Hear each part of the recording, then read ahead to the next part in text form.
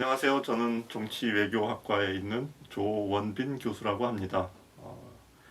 저희 전공 분야는 크게는 비교정치학인데요. 그러니까 민주주의에 대해서 연구를 하고 있습니다. 민주주의에서도 특히나 정치 제도, 그래서 선거라든가 정당 구조, 우리나라처럼 대통령제인지 의원 내각제인지 그런 것들이 과연 민주주의에 어떤 영향을 미치는지를 하고 있고요. 특히 한국 정치도 분석을 하지만 저는 신생 민주주의 국가, 영어로는 Emerging Democracy라고 그러는데, 저는 아프리카, 특히 사하라 사막 이남 지역에 있는 아프리카 신생 민주주의 국가들이 과연 민주주의를 어떻게 발전시키고 있는지, 당연히 그런 나라들 중에는 민주주의가 퇴행하는 나라도 있는데 왜 그런 결과를 양산하는지에 대해서 연구하기도 하고 강의하기도 합니다. 오늘 여러분들께 소개하고 싶은 영화는 지슬이라는 영화입니다. 바닥에서 5km밖에 있으면 다 폭돌해 넣고네. 안 내려오면 누구 죽이게 노는 거다 이거. 상님 나 총 어서 돼. 나 완전 빨라. 나 총보다 못 맞을 거야. 나 물다리인데. 혼자 살아고 뭘 거냐? 그냥 굳이 죽게. 그 지슬이라는 단어가 아마 생소한 친구들이 대부분일 겁니다. 지슬이라는 것은 제주도 방언이거든요. 그 지슬의 뜻은 표준어로 하면은 감자입니다. 감자고, 재미있는 것은 제주도식 발음으로 감저라는 단어가 있는데 제주도에서는 감저는 고구마. 그래서 그만큼 그 제주도가 우리나라의 한 부분임에도 불구하고 그런 단어를 보면은 참 육지하고 많이 떨어져 있다는 것을 알 수 있죠. 오늘은 그 지슬이라는 타이틀을 갖고 있는 다큐멘터리 비슷한 영화를 소개하려고 합니다. 지슬이 완전히 허구가 아니고 그 동광이라는 그 중산간 마을에서 벌어진 이야기인데, 동광에서 어떻게 토벌대들이 하나의 그 마을을 초토화시키고 본인들이 마을에서 쫓겨나서 그 조그만 동굴에서 이야기하는 것과 그 제주도민들이 갈등과 제주도민들이 시각에서 사삼을 어떻게 보는지를 좀 보여주는 드라마입니다. 지슬이라는 영화는 4월 3일 4.3 사건이 이루어졌을 때 제주에서 어떤 일이 벌어져 있는지에 대해서 잘 묘사하는, 또 4.3 사건을 통해서 제주민들이 어떠한 생각을 하고 어떠한 처지에 놓였고 어떠한 힘듦을 경험했는지를 잘 보여주는 영화라고 생각해서 여러분들께 소개하고 싶습니다.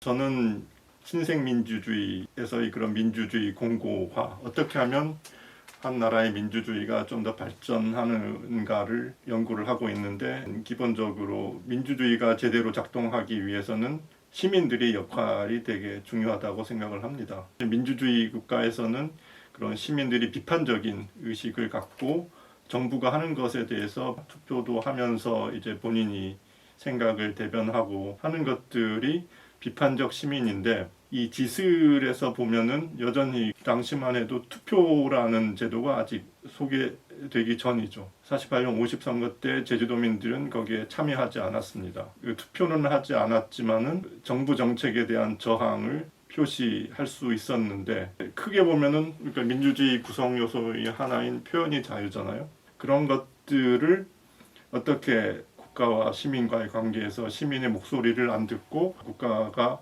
생각하는 그런 토벌들을 진압하기 위해서 정치적으로도 관심이 없고 그냥 평범한 삶을 살고 있는 사람들이 많이 학살을 당하는 그런 결과를 낳았는데, 그 민주주의에서 되게 중요한 그 시민의 목소리를 국가가 포용하지 못하고 그걸 억압하는 것들이 얼마나 큰 피해를 낳을 수 있는지에 대해서 이 지슬이라는 영화가 보여주고 있다고 저는 생각을 합니다.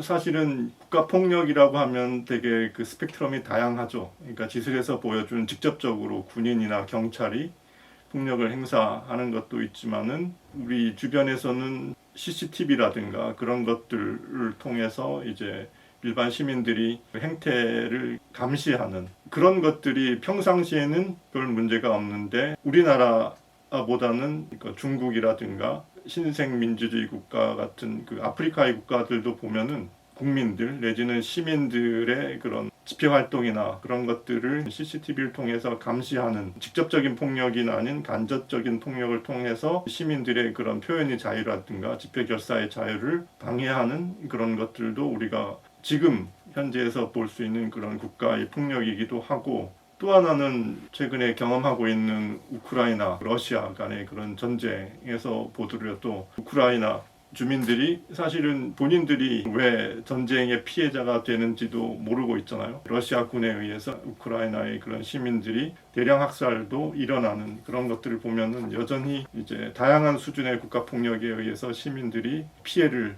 보는 경우가 많다라는 것을 이제 우리가 알 수 있습니다.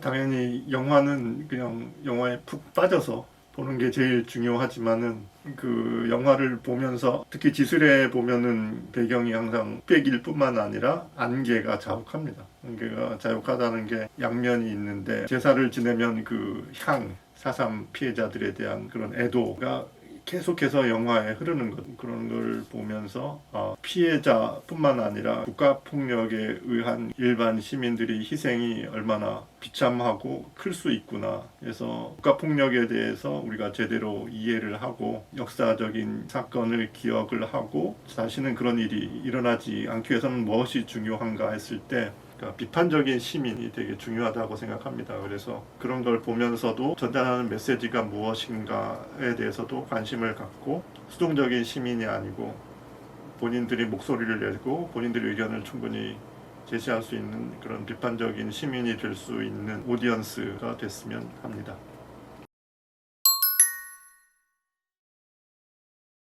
이게 사실 동백꽃인데 이제 동백꽃이 그 하얀 눈 위에 동백꽃이 쫙 보이면은 그게 제주도민의 희생을 표현하기도 하죠. 사실 그 빨간색이 피를 상징하기도 합니다. 피가 의미하는 것이 희생과 그 희생을 다시는 겪지 않아야 된다는 그런 평화를 기원하는 그런 모습까지 그런 동백꽃이 포함하고 있습니다.